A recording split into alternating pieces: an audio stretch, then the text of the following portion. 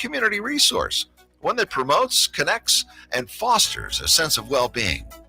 They serve listeners by providing outlets for their creative skills and energies, and they help them flourish in the competitive marketplace. Their weekly show provides intros, writing spotlights, helps you in promoting your book, your writing, your publishing, your marketing tidbits, and much more. Okay, audience, here's the Author's Edge radio show with Guy Alfreer. Welcome to Author's Edge Show. Join us for lively conversations with writers, publishers, songwriters, illustrators, and artists diving into the art of storytelling. Catch us live every Saturday at 8 a.m. and Sunday at 7 a.m.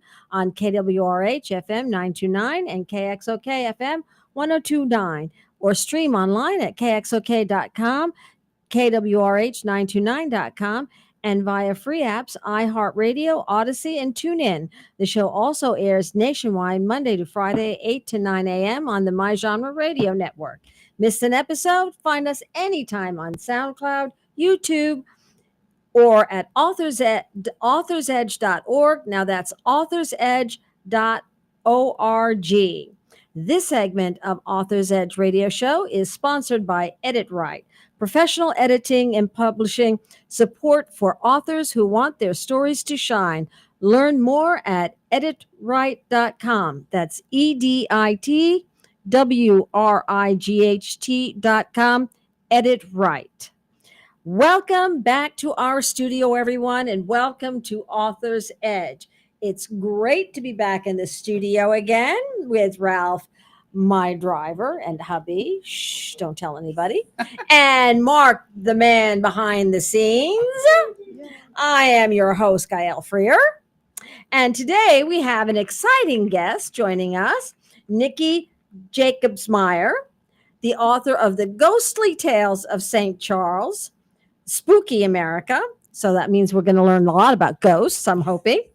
And Kentucky's Pack Horse Librarians, Images of America.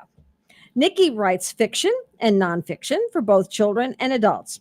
She's represented by senior agent Heather Cashman of Storm Literary, co-hosts the Wayward Writers podcast, and is a certified career coach, which I want to know more about. When she's not writing or reading, she loves to travel, enjoys the outdoors, watches sunsets, hosts family barbecues, and relaxes with her dogs on the front porch as a storm rolls in. Now, my husband does the same thing, except it's from our garage. That works too. He'll lift the garage doors up and the storm rolls in and he's sitting in his chair and he's just watching. And I'm like, it's raining. It's wonderful. So, Nikki, this is such an inspiring mix of creativity, history, and heart. Thank you. You clearly bring a lot of life experience and curiosity into your work. So let's get the listeners behind the scenes. Take us back to the beginning. How did your writing journey begin? Well, I've always enjoyed writing. As a kid, I would write poems or little, choose your own adventure stories to give them away to family for gifts. And they would lovingly accept them and tell me they were wonderful. But I was always enjoying that. And I remember I have it in my presentation. It's like an old journal detective notebook, and I'd write down like clues or things for school. I've always been curious. And so as I grew up, I wanted to go to school, and I didn't really know writing could be a career or you could make really much money for it. And I love business and I love being with people and networking. So I was like, okay, I'm going to go for the business degree. And I did, which honestly has helped me so much in publishing. So it was a great degree to get. But after I graduated, met my husband, we settled down and have a family. And after I wanted to stay home and raise them, and when my youngest went to kindergarten in 2014, my husband was like, what do you want to do? And like most mothers, I was like, I want to have a hot meal and I'd like to take a shower this week. That's what I want to do. And he was like, no, Nick, what do you want to do? And I was like, I want to write. And being the amazing partner and best friend that he is, he said, go do it. and he's been behind me 110%. And so I self-learned and just gobbled everything up that I could about the craft and writing. So that was, I guess, 11 years ago. So were you born with a pencil in your hand, or did that come later? I think it more came later. I've always been like a question master. So I think it was more like I came out already asking questions in my curiosity. You know, that whole, why, mom? You know, why? Like that didn't stop. There wasn't like a period of time. I'm still that way today, you know, and I'm sure some days it's really not flattering, you know, but thankfully my family puts up with me, right? And but I want to know more. You know, Yeah, I want to know, why? why? Yeah, why? Yeah, why? Why is it? I mean, this you way? get it, right? So I it's do. just, I do. with your background, it's like, I'm an English teacher. I know. For 39 years, it's always been why. And if I'm not having fun doing this, then I ain't doing it. Right. That's all there is to it. It's a joy to do what you're passionate about, for sure. Yes, absolutely. Do you remember the first time you realized words could haunt you? Oh, and in a good way? Yes, I love that. Man, I think there's certain, books that I remember loving as a child that, just kind of stick with you, whether it's their silliness or, like of Amelia Bedelia or the heart of the Berenstain Bears when I was little. And then just growing up, and I think just each part of my life. And I think it wasn't really until college when I was kind of on my own and finding out who I wanted to be in this world, where I was like, these words, they're powerful and they can haunt you in good and bad ways. And so that's kind of where my tagline of be inspired is, because words can inspire the world, and they can make change. They can make change. You write for both kids and adults. Yes. Was that a creative decision or just indecision? Oh, that's, you know what? My agent asked me the same thing. No, she's lovely. She supports me on both. So when I started writing in 2014, I had kids. So that seemed natural. And clearly writing for children is so much easier than writing for adults. Not, right? That is such a common misconception. It's not. It's harder, in my opinion. It is. You have smaller real estate. Every word has to matter. Every word counts. Every word counts. Every single. My husband's a children. Yes, Ralph and I were talking about that. So, and kids will not. You cannot put anything past them. They are smart. I mean, you were a teacher. You were a counselor. Like, they're not playing your game. They will call you out as they should. And I love that. Yes. Candid, that honesty, that hunger, that passion of children. Yes. But I also love writing for adults, because even though we are, kind of formed in our opinions and things like that, we're still open. We want to be entertained. We want to expand our learning outside the classroom. So maybe at first it was indecision, but it's very much it's a decision I've made because I find joy in both for different reasons. How is writing for children different than writing for adults? Well, topics, obviously, one. Right. And the limits you can go. Like for me, writing for children, I want to get them to the page and to stay in the page. Right?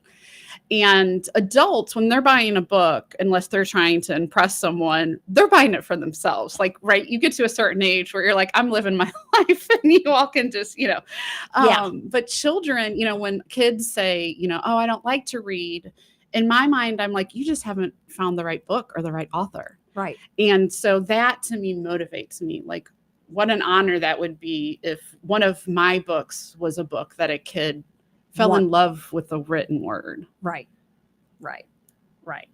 Which came first, your love of writing or your love of reading?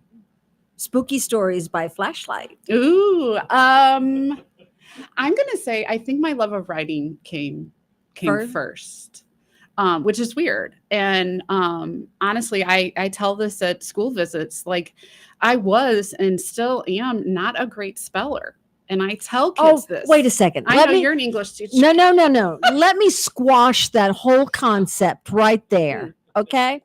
Okay. I am not a good speller either. Okay? I am so grateful for Google, Yes. for spell check, for dictionary. I am not a good speller. The irony is that my mother, first off, I don't hear certain sounds. That's for Okay. starters. All right. And my mother would say to me, I would say, how do you spell born? And she would say, sound it out. And I would say, okay, born. And then I would say, is it Burn, Birn, B? I don't know. How do you spell born? Look it up. Well, if I looked it up, I wouldn't know. I would already know how to spell Where it. to go? Okay. And my mother and I would go around in this circle forever with this bloody word of born. Right. All right. So, no, you don't have to be a good speller to like to write. Yes. Well, That's thank why you. we have all of these other things in technology. So, I feel no, sane. Thank you, no, Gaia. no. All right. I am so, and on top of that, I was the coach for the spelling bee contest at my school I love it. in Key West. And when I told my mother that, she laughed so hard, tears were running out of her eyes. She said, you, the one who can't spell. I love it. I love it.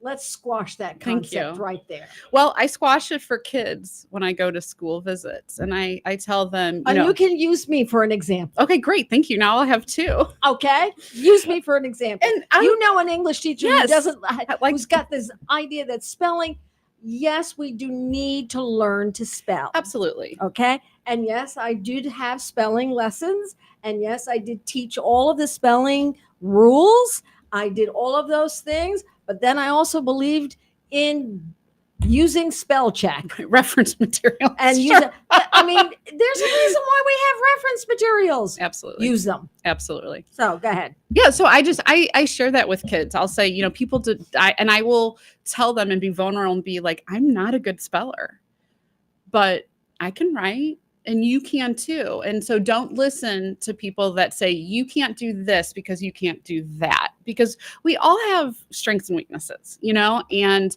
so I think I was a writer before I was a reader. I think reading took me a little bit. So of course my writing was probably illegible, and God bless my father. He would, frame stuff that I made, and when he passed, I have that and I smile at it because he thought it was worth something. Right. And I think children, and that's why I like writing for children, because they're worth something. Yes. And they need to find themselves in books or find what they enjoy or don't enjoy. Right. So yes, without a doubt. Yes. I mean, because you can't do a specific aspect of something doesn't mean that the whole thing isn't available to you or shouldn't be available to you. Exactly. It just means that particular thing, you just work around it. It's right. called logistics. Right. Which is funny because when we get to it, there was a spelling situation in my Kentucky Packhorse Librarian book that my editor had a question that just it was one of those moments where I was like, it just kind of came full circle. So yeah, just work with it. Work on what you need to, right? Absolutely. How many cups of coffee does it take for you to summon your muse? Ooh, 2 to 3. Yeah.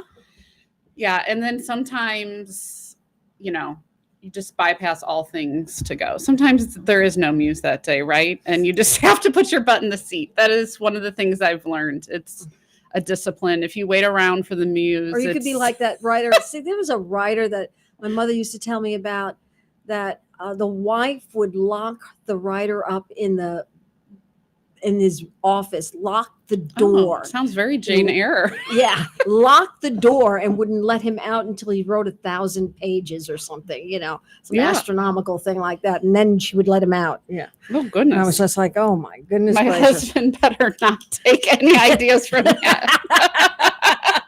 You are listening to Author's Edge, coming to you live weekly on Saturdays at 8 a.m. and Sunday at 7 a.m. on KWRH929.com and KXOK102.com. And today we are chatting with the talented Nikki Jacobsmeyer. And we are clearly had a lifelong relationship with words and imagination. Let's turn the page from your beginnings to one of your most intriguing works, your ghostly side. What motivated you to write the ghostly tales of St. Charles? Well, as a little girl growing up, my mom and Gigi would take myself and my little sister down to Main Street, St. Charles. And, we'd go over the cobblestones. And I always felt like it was like a blast from the past. And, they would enjoy shopping. I would enjoy, looking at everything and asking the questions and what is the stories and what is the histories and things like that. And so when I got this opportunity to write the story, St. Charles was definitely a place I wanted because I knew that the history. And even in my adult life, when I would shop down there, I would ask people, so like, what's going on? Like, what's the history? Have you had anything happen? And so when I got the contract for this book, I knew exactly who I wanted to talk to because it was stuff that wasn't in other books. Because I was so curious, I wanted to tell the stories that no one had heard yet. Yes. And there are some that are just so popular that people want to hear about. Is that one of the books that we have here? Yes. Right here. Mm-hmm. Yes, this is the book. Oh, no, this one right here. The Ghostly Tales of St. Charles. Oh. Yeah. Aha. The Ghostly Tales of St. Charles. There we go. And my publisher did an amazing job with the cover design. Really, really nice job. Yes. Especially since one of the stories in there is about a furniture store in the front, and in the back was the funeral parlor. Apparently that was a very common thing during the time. Though. Well, sure. And so they would take the coffins in those horse-drawn carriages. And yeah, and well, if you had a furniture store, then you had wood to make exactly coffin. That makes sense. But for an interesting shopping trip as a child, right? Like, what would that feel like? Like, look, a new coffee table and honey. Which wood do you want? Like. So, you just take off, check off the list. Yeah. So. One from column one. Yeah, exactly. I love it. So is it more spooky or more historical? I try to make it a great blend of both, but it's for middle grade audience, right? It's for 8 to 12 years old. So I've had a lot of adults buy it, which has been a super fun because I'm like, yes, go be a child again. Can you tell me one of the stories? Sure. So one of my favorites is it's called Petrified Pottery. And down on Main Street, there's a store in the 300 South block of Main Street. And it's called Siostra Polish Pottery. And Siostra means sister. And it's her and her sisters work there. And they're in St. Charles, like many places, back in the day, the main floor, the first floor was the business, right. And the family would live upstairs. Right. So a lot of them still today, there's apartments upstairs and they will rent or lease them out. So her apartment upstairs, one summer, her family came and stayed there, her sister and their family that lived out of town. And there was marbles under the radiator. And marble, like, yeah. So she was like hearing this sound. She dropped her pencil. She was writing at the kitchen desk. She dropped her pencil. And when she went under, she saw these marbles. And Catherine, the owner before, had heard the sound of these marbles before. So she was like, oh, someone must be missing this. Maybe it's one of the kids or whatever. She took the marbles and she brought them out of underneath the radiator and put them somewhere. Well, then things started happening, like the lights broke and went out and all these certain things. And so she came downstairs one day and she was talking to her sister, during store hours. And she's like, I don't know what's going on. Like all the lights went out. Da, da, da, da, da, da. And she's like, really? Let's go check it out. And she went and she saw the marbles and she's like, where'd you get those?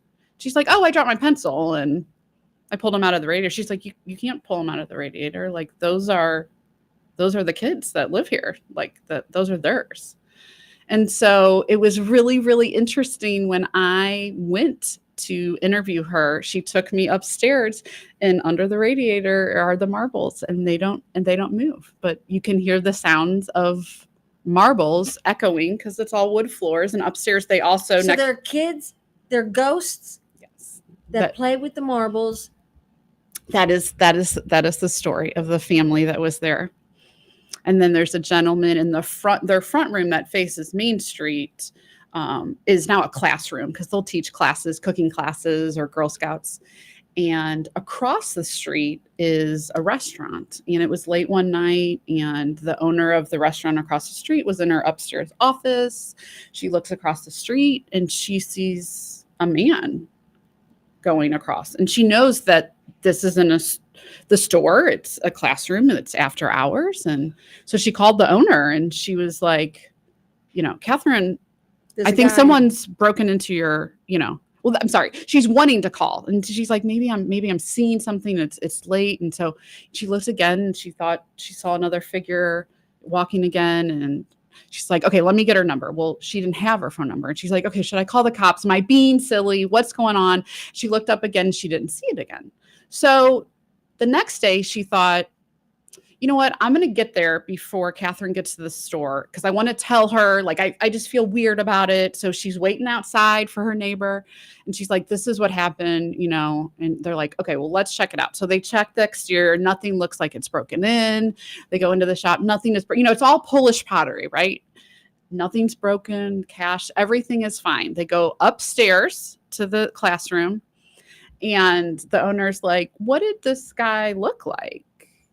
And she's like, well, it was, a tall man, and he had a bowler hat, and he was walking, back and forth. And she's like, that's our resident ghost. He traipses past the windows and the French doors that are up there. And she's like, that's what you saw. I was like, you got to name this guy. We need to find out who this is. But so it's all in her place. It's all like protective and nice. And people are, people have seen other things in the first store, people that have said that they sense, ghosts and people in the afterlife. So yeah, that was a place that the marbles and the sound of the marbles. So you've seen the marbles. Yes. The sound of the marble dropping on hardwood and rolling. I can hear it. Do you believe in ghosts? I don't not believe in ghosts. I've had experiences that I can't explain. So I think history is very powerful. I think that I don't discredit what people have experienced. I think that there are some things that are unexplained. Good and bad. Yeah. There's a line I will not cross with ghosts. Like, it was great writing for children because there's certain things I don't like Ouija boards, seances, like any of the possession stuff. I stay clear of that. Right. But seeing something in the shadows or security cameras picking up things or the same merchandise moving every night. That's all in the book. These are things that I'm curious about. Right? Yeah. EBGBs. Yeah. So I like to EBGB only so far, and then I'm good. Have you ever seen a ghost? So I was at the Lemp Mansion with my husband for their holiday Christmas company party. We had dinner in Lemp Mansion, which, if you don't know the history, go read up. But there was... Well, actually, I'm going to have somebody on my show that's going to be doing that. So I'm going to know more about that. Unfortunately, a lot of deaths and suicides in this mansion, right? So we were having dinner in one of the rooms where one of the sons hung themselves. Apparently, one of the sons, I don't remember who, was fond of brunettes. And at the end of the dinner, my husband and I went outside on the front porch, and we asked someone to take a picture for us. Mm-hmm. And we took a picture. And in the picture, when you look at it, it looks like there's an orb. Also, on like the flip side of that, when my father was sick and in the hospital he was diagnosed with brain cancer, there was someone that just out of the blue, I was pregnant with my first baby. I was due any day.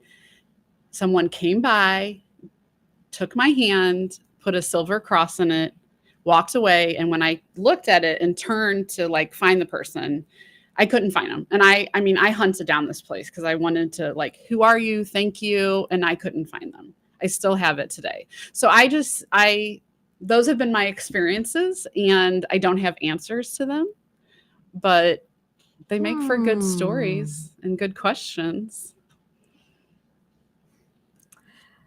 This segment of Author's Edge is sponsored by Kanita Taylor, author of Dead Fed Said, available in paperback, Kindle, and Kindle Unlimited.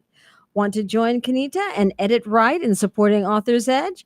Become a show sponsor and connect with passionate readers and industry insiders while helping us spotlight great stories and creators. Why sponsor Author's Edge? Reach thousands of book lovers, boost visibility, and sales, targeted meaningful support, and trust host endorsements. If you like to be a sponsor, call 573-714-1352 and let's chat about how we can feature you on Author's Edge, where authors and readers meet.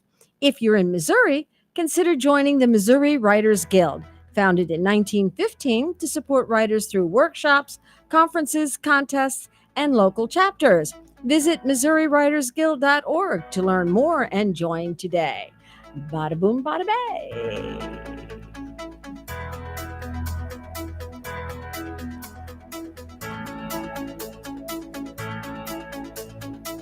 El Potro Restaurant and Market, located at 6920 Manchester Avenue, 1 block east of McCausland, offers the finest variety of Mexican and Central American groceries and goods.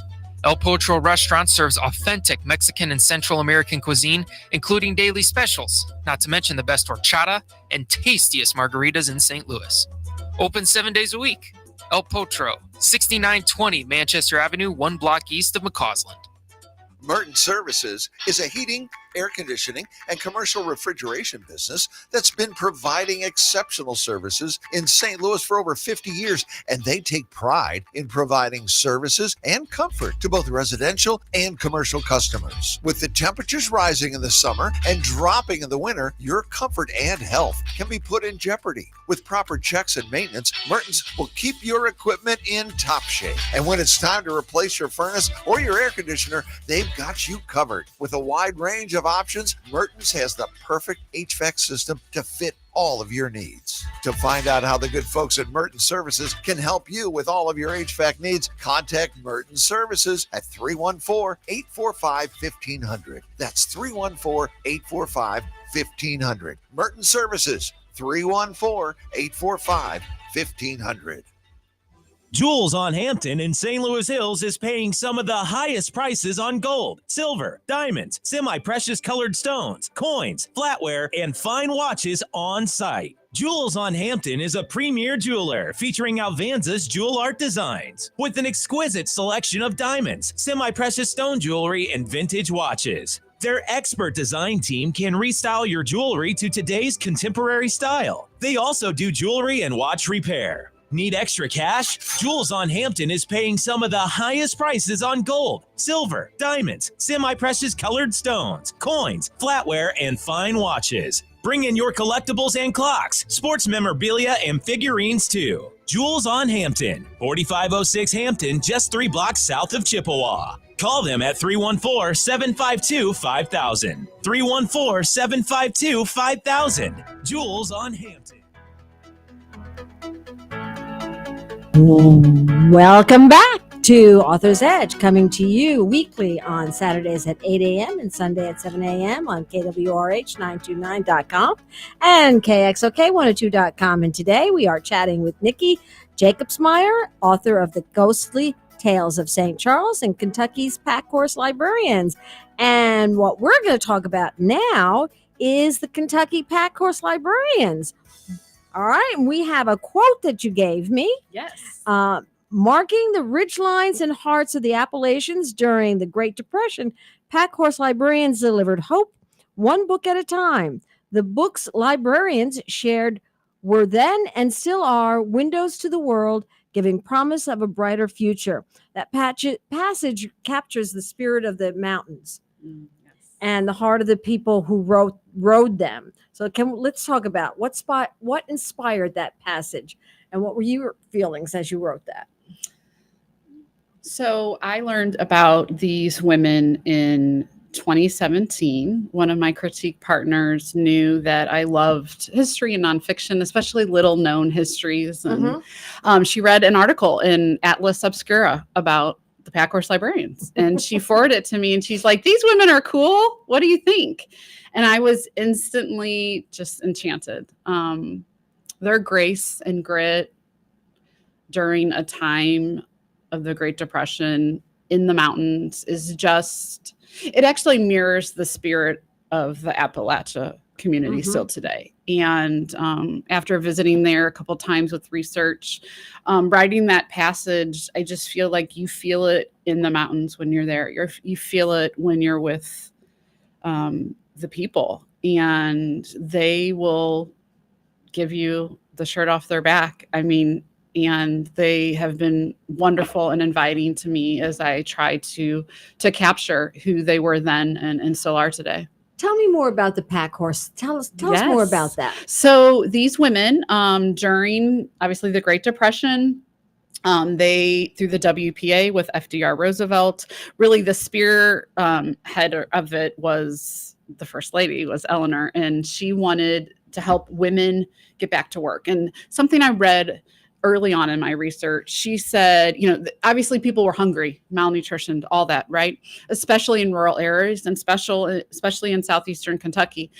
And I mean, the literacy movement was nationwide, but places that were harder to get the books is, where the pack horse librarians came in. But people were like, okay, we need to get these people food, and which was all important. But she said, we need to feed their minds. Right. And it still gives me goosebumps today when I hear that, because it's still true. And this book is timeless, right? And these women were timeless. There was early movements through Berea College and, different colleges, and they would have the horse, the horse-drawn wagons, and they would bring books. And then the war happened. And so then they were like, we need to get women back to work, because most of the men in this area either, one, were going to the cities to find jobs because all the coal mines were shutting down. Right. And so now they don't have work, and that's what they know how to do. So they're having to find work and send it back. But most pack horse librarians were the sole breadwinner of their family. And so these women, they would go out, they would go to a central library where people would donate it from other prosperous areas and different groups. And they would have a route. They would travel 100 miles on horseback through the roughest terrain and bring books to people. They would teach them how to read. They would deliver messages. People that were lonely and didn't see people for days, when they saw their pack horse librarian, they felt whole again. And it was so much more than words. It was, for a brighter future and hope, and people not knowing they're not alone.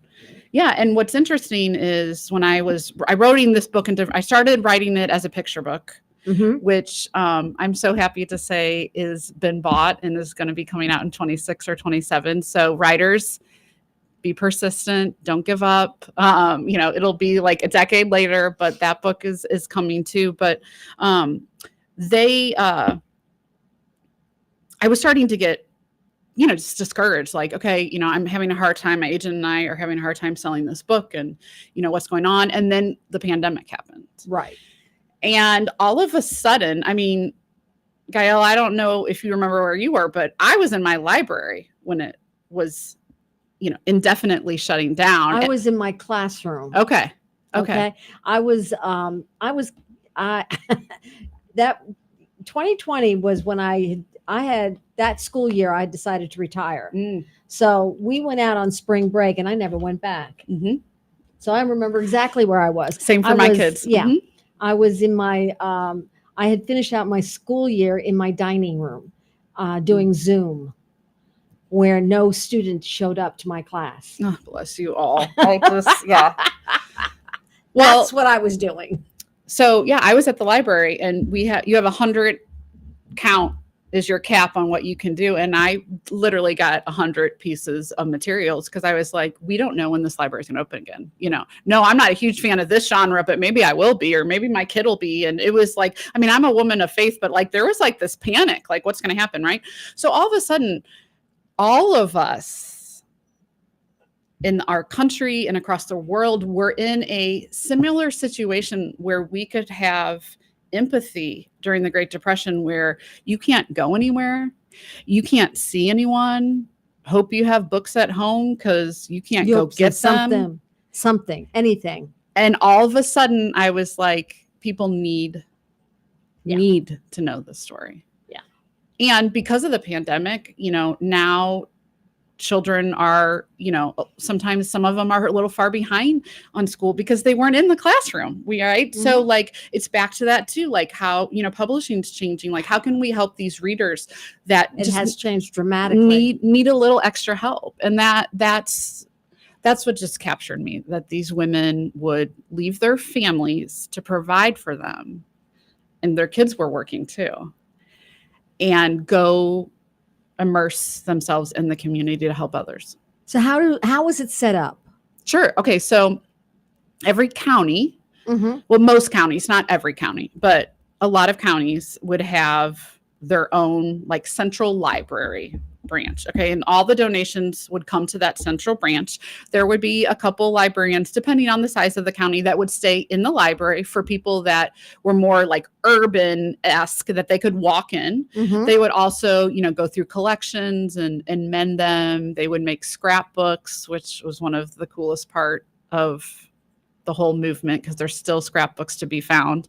And then they would have pack horse librarian curers who would go out on their routes. Right. And they would, how did you get, were you hired for it? Did you apply for it? How did you become a pack horse librarian? These women. So there would be wanted signs, like a now hiring, right? So these women would, so it was more important really that they were a good horseman, that they were equestrian, because they're going through hard terrain. And I started to volunteer for Knowledge down the street, because I live in a rural area of Missouri, to learn about horses. So I picked stalls for her Knowledge, and I ended up learning how to ride a horse because I wanted to know what is this about? Like, what are these women doing? Right. And I don't know, but I'm going to tell you one thing. It is hard staying on a horse. It is hard to ride a horse correctly. Not a horse that's being led. Like as a child, I would, go places. Right. But like to be an equestrian, I mean, it is hard work. And so I feel like I have this appreciation of what these women did. So there would be a call for it. And they were like, okay, how can I provide for my family? So you had to be a good writer. Okay. Obviously reading was a huge plus. If you were okay at reading, depending on their needs, they would still do that, because you would give reading lessons. Picture books were one of the most demanded, format of books, because adults were learning how to read from picture books. Children were teaching their parents how to read from picture books. And how many books would be on each horse? So they could carry up to 100 reading materials. So that also include like magazines or pamphlets or scrapbooks. And the pictures are just, I mean, there was anywhere from feed bags to suitcases to flour bags. I mean, in the book, you'll see the, pictures of different things. It was hard to choose all the pictures, but they would carry them in the horse and hope the horse didn't go lame or something, because then they have to carry what they could by hand. Wow. And then along the way, they would have like little outposts where they could drop books off and maybe, grab some new ones in the county. But it was hard work. And how much did they get paid for this? They got about $48 a month. That I'm would be sorry, cool. 28. I apologize. $28 a month. That was still quite a bit of money for the time. Yeah, but the thing is that if they didn't own their mount, they would have to Okay. go lease it, right? And so, I mean, for the farmers, right, this is a good deal for them because their horses, if the horse is just grazing anyways. But so they would have to pay. That was about 50 cents a week to rent out a horse. So, I mean, in my opinion, right, $4, well, $2 for the month of my 28 would be worth it to have a mount, right? To have a mule or a horse. But the good thing was their water, the creek beds were their highways. So they had water, they had the grass, so they're not having to pay for feed. The goal was you got up at sun up and the goal was to get home by the end of the day. So, they would stall them, then, but it was money. It was money to put food on the table. But it was hard-earned money. Yeah, I would imagine so. And were there a lot of women that did this? Yeah. I mean, generally the women were in mid-20s to mid-30s, could ride a horse. Most of them were married, but most of them were the sole provider of their family. Those were kind of the demographics of it. And yeah, if you could, I mean, it was hard work, but it was really rewarding too. And they tried to match the librarians with the county they lived in so that it was a familiar face, because there was a lot of challenges being a pack horse librarians too. Not everyone was excited to see a government funded. What were some of the challenges? Well, besides the terrain and the weather, I mean, we have feet frozen to stirrups through the creek beds. Sometimes they'd have to stay at a patron's house overnight if the hills were impassable. Besides that, you had the situation, we're not doing electricity here. So during the day, when the bookwoman came with books and the children and the adults wanted to read, there's chores to be done. The sun's out. So some adults and parents saw this as a distraction. You come during the day, my kids are needing to do their chores. You come at night after their chores are done. Now I'm having to spend money on oil for the lamp that I don't have. So some people didn't like that. Some people thought there was a hidden agenda, that the government was coming into homes with the books. Just like today, they took all donations, right? And there was a diverse selection of books. People didn't necessarily like that diverse selection that was offered. So were they allowed to keep the books overnight so they would come kind of like our loans are every 2 weeks, right? That's how it was for them. You would see your pack horse librarian every 2 weeks. So she had 2 routes that she would go to. Each were about 100 to 120 miles each. So you'd see her in 2 weeks. So you got to enjoy that book. And they did their own, like how we put in holds and requests. Like she knew her patron. She knew what they were looking for. Or if they were trying, like, oh, I've always dreamed of going to France. Right? Like she would search, oh, here's a National Geographic, or here's a book about this. I mean, she would like cultivate, much like indie bookstores have and continue to do, what her community wanted. And there's pictures. One of my favorite pictures in this book is there's like 40 children surrounded by one pack horse librarian in the schoolyard. And it is so precious because to see today a mass of children or adults, for that matter, be surrounded, so craving a book. Yeah. Always is a really special thing to see. Yeah. Always. So, yeah. So what were your challenges in researching the history of the pack horse? What were some of your challenges? Yeah, well, I mean, I'm from rural Missouri, right? That's where I live now, is rural Missouri. I grew up in, St. Charles and Chesterfield. So flat Missouri, right? So I didn't know, except but I read a lot about the Kentucky culture and the landscape. And it's always my priority in nonfiction, especially, but also in fiction, to get it correct and be authentic and represent it correctly. So that was my number one goal. So when I doing a lot of talking and researching, phone calls, Zooms, things like that, I did take a research trip down there, which was super fun. And everyone was just very welcoming. rural Missouri is different than rural Kentucky and any other rural place, right? There's some similarities. There's things that I saw moving from Chesterfield growing up, and my husband and our children moving to Troy, moving to a rural area, that like I saw in a whole different perspective, which was really good. So just connecting. There was challenges along the way. The scrapbooks, for instance. So there's original scrapbooks at the FDR Library and Archives Museum, and that's in Hyde Park, New York. Okay. They were lovely. They were like, we would love to have you come up here. You can look at them and stuff like that. Well, with the Images of America series, there's over 120 vintage images in every one of those books. Okay. And the pictures have to have a certain quality, right? The readers are, wanting that, right? So they're like, you're welcome to come up. And I'm like, okay, can I budget to get to New York and Kentucky? And I was like, okay, I'm just going to have to make this work, right? I'll see on candy bars or something like that, right?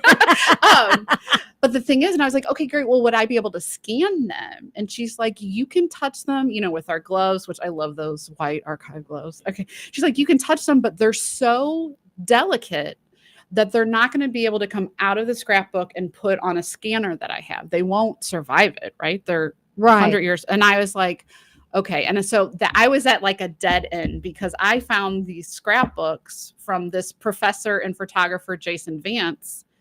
And there was over 400 pictures of all these pages. He went there and it just encapsulated the period, the community, and everything. And so I was like, oh my goodness, what am I going to do? And I find miracles happen sometimes, right? In research and in writing. And I was able to get approval. His photography, since he is a professional photographer, his resolution and the parameters were acceptable to be put in the book. And he graciously was like, you can use whatever you want with my permission. And I was so humbled. Just about wonderful. How the goal is, right, what we do, what art we make is bigger than ourselves. And so I am eternally grateful for him. And it was so hard to choose which ones to put in there. But that was a huge challenge because I was thinking to myself, okay, most of my pictures I wanted were going to come from there because it showed, these are these people's handwritings, their stories, everything. So that was a big challenge. But what surprised you most about these fearless women?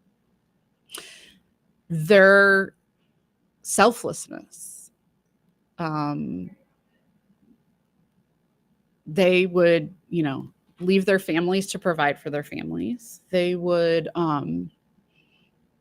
work tirelessly, even like after hours on the scrapbooks of material that was getting broken and things like that. They would, they're hungry too, right? And they would go into these families, and the families, Southern hospitality, right? That is precious and sacred. And so people would give up their last crust of bread or to thank the librarian for coming to their home. And she would not deny that. That would be extremely rude. So she would take it and she'd put it in her pocket and she would leave. And instead of eating it, because I'm sure she was starving too, when she went to her next patron, she would gift it to them. And the whole community was like that. If they didn't have food, then they would give a family recipe. And then she'd put that in the scrapbook. And it was like they were always thinking about the other person. And I find that they still, Appalachian Kentuckians are still that way. And we could all learn about that kindness and that selflessness. So how did you ensure historical accuracy in both of those books that you've written? A lot of personal interviews. People I asked, if after I wrote, pages in the book, if that they would read it. I like to try to get as many endorsements of the people's information that they give me because, we make mistakes and I might have perceived things differently or something like that. So I try. Organization is huge with research over the years. I'm still at working system, but just trying to think of my future self and my current self. Like your future Nikki is really going to wish you took the extra time, right, to do that. So and try to get as many perspectives as possible and not just narrow-minded. Like there's different, thoughts. Were there any surprises in this writing the Pack Horse book? Was there anything that surprised you that you weren't expecting? Oh goodness. Little known facts or something that I loved. So you see it in the book. There's a picture of a wallpaper swatched, but it's funny because I used to work at a library, and the things you'd find in books that were used as bookmarks are not suitable for this show. I mean, the things people use in place of bookmarks is, wow. I'm sure there's a book out. There's definitely a market for it. But back then, too, it was the same way, right? Like people would dog ear the corners. And I mean, as a teacher, that hurts the book. You don't do that, right? You don't do that. No. So what the librarians did, I just thought this was such a sweet memento, is they would repurpose Christmas cards and make bookmarks, or they would take wallpaper or fabric swatches that couldn't be used to make bookmarks. And so every patron, when they checked out a book, would also get one of these bookmarks. And that was cool. like a gift. So at my events, I have since 2017, every year kept and asked all my friends, hey, any of your Christmas cards, if you don't want them, don't throw them out, let me have them. And so I've repurposed Christmas cards and made it. So when people come to my events, they can have a bookmark like they would have in those times. And back then it was cherished. It was a gift that they got. Oh, and I was like sacred. that. That was a fun surprise that again just encapsulates the people and the time period and all that. So that's I like that. yeah.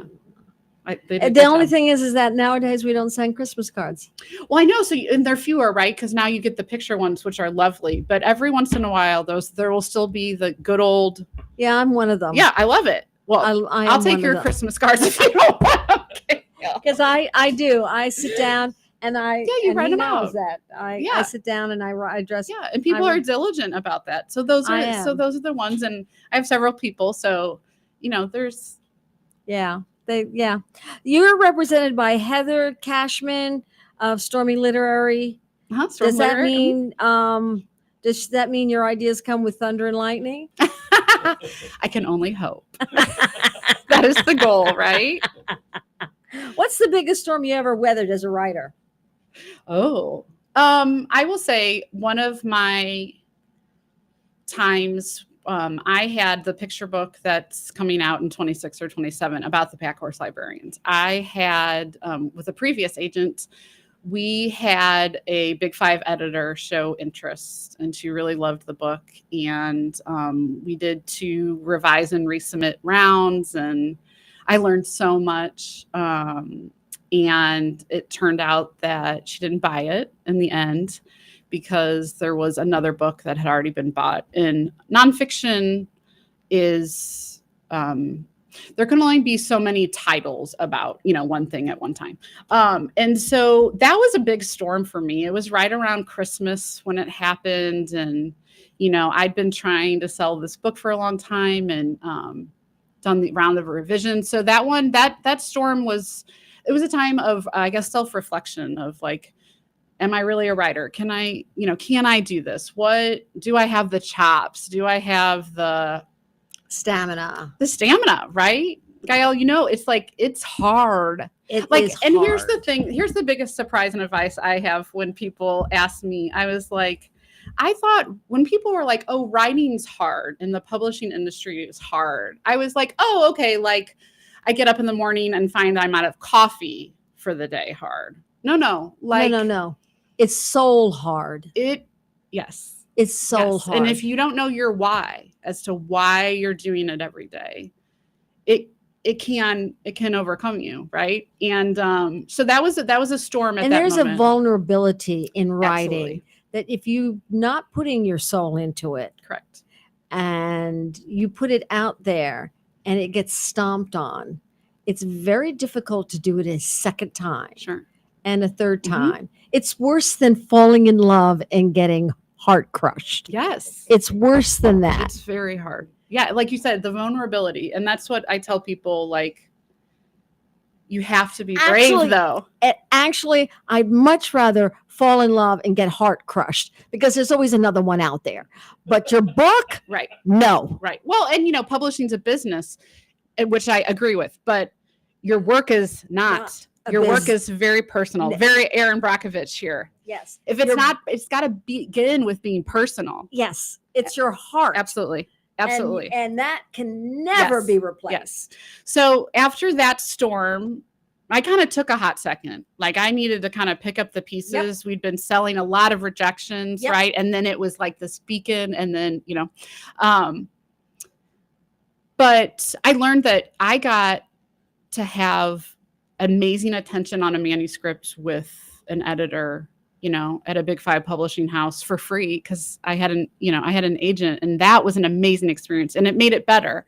And now, Arcadia Children's Books is going to be publishing it, and that was the journey of the book, and but yeah, we all have those storms. They look different. There's seasons of them, right? And you just got to keep going back to your why and community, like what you have here at Author's Edge. You have to have a community. Yes, you do. You have to can't do this by yourself. No, you cannot. Mm-mm. It is not a it's a lonely writing. Yes, but it's not a lonely writer. Correct. And the community is not just for while you're writing, right? The connections and the networking. Like I said, I'm grateful for my business degree, because writing is first and foremost about the story. But you need to meet people, you need to know people, you need to make those connections. And you said, you have to be vulnerable. And it's hard to get out of your comfort zone. Oh my But that's where the magic is, baby. Yeah, absolutely. What's the best advice you've ever been given about writing? Don't try to control the uncontrollables. Oh, I like that. That's profound. What does that mean, though? You cannot control if your book gets bought. You cannot control if it'll be a bestseller. You cannot control what reviews you'll get. The only thing you can control is how much time you put your butt in the seat and how you're going to respond to the uncontrollables. That's true. What advice would you give to writers, especially someone just starting out? Be brave. Lock arms with a group, a community. Join a community. Absolutely. And that's why my agent, who's also a writer, and my other writing friend, she's like a mentor to me, Stephanie Bierce, we started Wayward Writers podcast because we wanted a community. There's a lot of opportunities out there for new writers, which is great in what we do. And those of us that have been doing it for a while, there's different things that we need along the way, right? We've had a lot of those storms. Like we're like, oh, here comes the storm again. So get a community, be brave, be vulnerable, know your why, and just keep going. Mm-hmm. Absolutely. All right. Thank you so much, Nikki, for joining us on Author's Edge. It's been such a joy talking to you. You too. And with all our listeners, thank you for tuning in. Be sure to check out Nikki's books, The Ghostly Tales of St. Charles and The Kentucky Pack Horse Librarians, which I did it backwards. We'll be back next week with more creative stories and inspiring voices. Our next guest will be Annie and Tony Wessler, authors of Jill's First Day at School. Till then, see you around the inkwell.